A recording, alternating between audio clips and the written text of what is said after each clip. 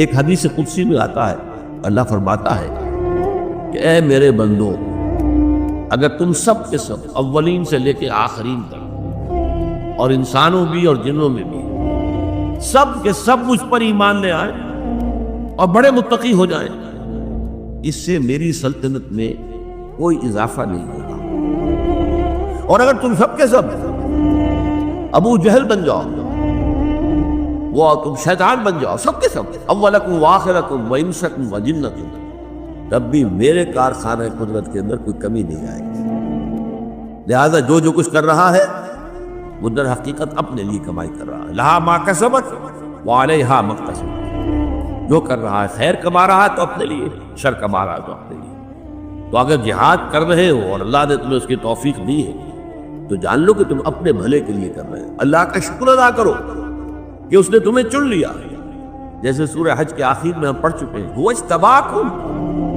جاہدوا فی اللہ حق جہادہ، هو اجتباکم، اللہ کی راہ میں جہاد کرو جیسا کہ جہاد کا حق ہے۔ دیکھو اپنے نصیب پر فخر کرو کہ اس نے تمہیں چن لیا ہے، پسند کر لیا ہے اس کام کا۔ You have been selected.